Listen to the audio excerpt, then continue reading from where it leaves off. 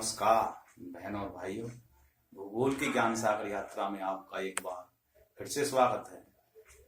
इस यात्रा जो हमारी जो चली हुई है भूगोल की यात्रा, ये भूमि पे जो स्थल रूप होते हैं और वहां का जीवन कैसा होता है इसके बारे में बताया जा रहा है।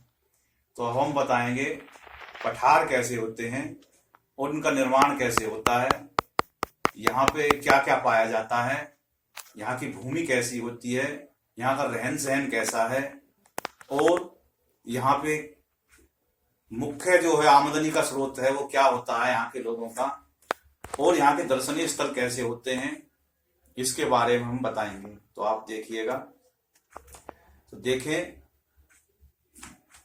और मुख्य बात यह है कि भाई वीडियो को शेयर भी करा करें, क्योंकि ज्ञान है ये, ज्ञान को जो जितना बढ़ाएंगे उतना ही वो बढ़ता है और लाभ आता है लोगों को। तो आप देखो पठार जो होते हैं वो उनकी जो आकृति होती है वो ऐसी होती है। ये उनका ढाल होता है जिसको पार्श्व बोलते हैं, ये उनका शिखर होता है ऐसा, और ये ऐसे ही उतार होता है उनका।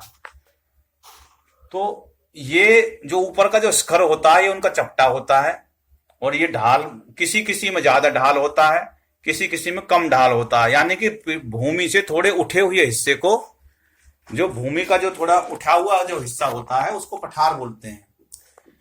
ये इनकी जो ऊंचाई होती है वो कई सौ मीटर से लेके और कई हजार मीटर तक होती है। मेरा कहने का ये मतलब है, हाँ, तो मैं बता रहा था कि इनका जो ऊंचाई जो होती है वो कुछ 100 मीटर से लेके और कई हजार मीटर तक हो सकती है। इनका जो निर्माण होता है वो ज्यादातर ज्वालामुखी के फटने के बाद जो ज्वालामुखी नष्ट हो जाते हैं, जो सक्रियता उनकी खत्म हो जाती है, और हाँ, तो उसका जो निर्माण होता है वो ज्वालामुखी के फटने के बाद जो लावा निकलता है उससे निर्माण होता है। तो वे क्योंकि पृथ्वी के अंदर से काफी मात्रा में जो खनिज पदार्थ होते हैं वो लावे के साथ बाहर निकलते हैं और वे उसके शिखर पे जम जाते हैं या उसके अंदर जो है आपस में समा जाते हैं, और उसका जो लावे की जो राख है वो चारों तरफ फैल जाती है, वो उनके मैदानी एरिया में पहुंच जाती है। तो जो इसकी जो शिखर होते हैं उनकी जो मिट्टी जो होती है वो तो चट्टानी होती है, वो कम उपजाऊ होती है, पथरीली होती है, और इसके जो मैदानी एरिया के जो मिट्टी होती है, किनारों की जो मिट्टी होती है वो काली मिट्टी होती है ज्यादातर, और वह उपजाऊ होती है, वो बहुत ही उपयोगी मिट्टी होती है। उसमें कपास की खेती करें तो मिर्च की खेती करें तो अब तो न्यू तो देखें, मैंने बताया कि इसका ये बनावट ऐसे होती है और इनकी ऊंचाई 100 मीटर से लेके कई हजार मीटर तक होती है, और इनके जो शिखर होते हैं इनकी मिट्टी चट्टानी होती है। ये किनारे से निकल के जो लावा उठता है, लावा की जो राख निकलती है उससे जो मिट्टी बनती है वो काली मिट्टी होती है, वो उपजाऊ होती है। तो यहाँ तो ऐसे कोई पथरीली होती है, कोई खेती वगैरह नहीं होती। जो नीचे की जो मिट्टी होती है वो उपजाऊ होती है। तो ये तो मैंने उसके बाद पठार के बारे में बता दिया, कैसे बनता है ये भी मैंने बता दिया। अब देखो इसमें वहां के जो लोग होते हैं उस एरिया के, उनकी आमदनी कैसे होती है। वहां के जो लोग होते हैं वहां खनन का मुख्य कार्य होता है, क्योंकि इसमें खनिज पदार्थ काफी मात्रा में होते हैं। तो ज्यादातर वहां कोयला, हीरे, सोना, लोहा और भी अन्य पदार्थ, मैग्नीशियम और अभ्रक, इस तरह के जो है वहां पे जो है निकलते हैं, अश्क निकलते हैं, और उनका वहां पे खनन होता है।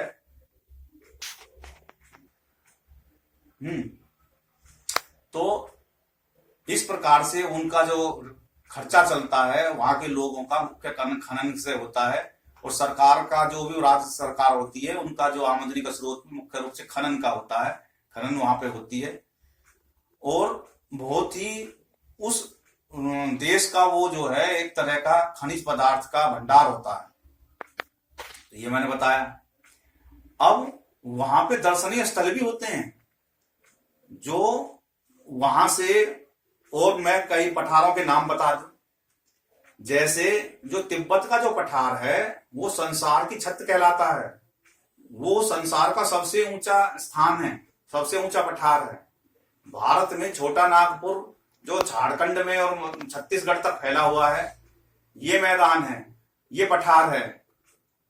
और दक्षिण का पठार है भारत में, वो मध्य प्रदेश से लेके और आगे दक्षिण तक फैला हुआ है, जिसमें आंध्र प्रदेश तक ऐसे वो निकल गया, और उड़ीसा की तरफ जो जाएंगे तो यहां भी जो पठार है।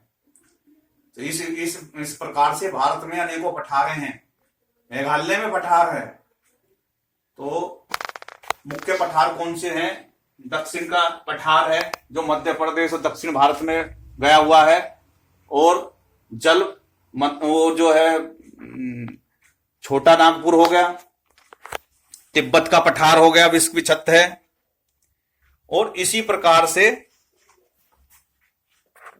दक्षिण अफ्रीका, जो उत्तरी अफ्रीका है, दक्षिणी अफ्रीका में है, और उत्तरी दक्षिणी अफ्रीका जो है उसमें भी जो पठार हैं वहां पे भी हीरा, और संसार के सबसे ज्यादा सोना वहीं निकलता है, वहां पे सोने की काफी हीरे की खाने हैं। तो इस प्रकार से अनेकों पठारों के बारे में मैंने बताया। अब मैं बताऊं कि वहां पे होता क्या है। जो दर्शनीय स्थल होते हैं वो होते हैं मुख्य रूप से जलप्रपात।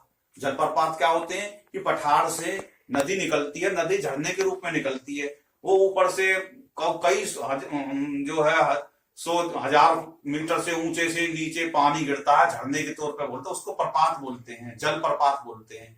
तो वे अनेकों जलप्रपात संसार में हैं, भारत में भी कुछ जलप्रपात हैं, कुछ बताता हूं मैं आपको। जो साउथ अफ्रीका में जम्बेजी नदी है, उसमें जलप्रपात का नाम है विक्टोरिया जलप्रपात, वो जलप्रपात है। एक छोटा नागपुर में जलप्रपात है स्वर्ण रेखा नदी पे, उसको हुंडरू जलप्रपात बोलते हैं। फिर पश्चिमी घाट पे शरावती नदी पे जोग जलप्रपात है। और मेघालय चेरापूंजी वो स्थान है जो सबसे ज्यादा वर्षा होती है, वहां पे 24 घंटे बारिश सी होती रहती है। यहाँ पे ज्यादातर चाय के बागान हैं। यहाँ पे नहर काई जो है जलप्रपात है। तो इसी प्रकार से अनेकों जलप्रपातें हैं, और भी जो जलप्रपात हैं वो भी होते हैं, लेकिन मैंने मोटे मोटे जलप्रपात आपको बताए। अंतर विश्व के अलग अनेकों जलप्रपात हैं ऐसे, इसी प्रकार से। तो मेरा कहने का ये मतलब है कि जलप्रपात जो है वो वहां के आकर्षण का केंद्र होते हैं, पर्यटन का मुख्य स्थल होते हैं। तो इस प्रकार से जो पठारी जो एरिया होता है वो मैंने ज्यादातर सारा कुछ बता दिया। तो ये जो है इस प्रकार से वहां का रहन सहन होता है। वहां के लोग बाग खनन का कार्य करते हैं, और हीरे जवाहरात वहां निकलते हैं। बड़े अमीर एरिया होता है, लेकिन फिर भी वहां पे गरीबी है। वो इसलिए है क्योंकि वहां पे ज्यादातर जो वे खजाने हैं वो सरकार के संरक्षण में आ गई हैं, और उनका जो है ठेकेदारों ने ठेका उठा रखा है। जो वहां के जो लोग हैं वो अपनी जमीन के होने के बावजूद भी वहां पे जो है भुखमरी के कगार पे रहते हैं। लेकिन जो है उनको ना तो वहां पे इतना कोई साधन उनका होता, वो खेती लायक भी जो जमीन होती है वो बंजर है वहां की, फिर भी अपना भरण पोषण करते हैं, पर्यटन से अपना जो है वो गुजारा करते हैं।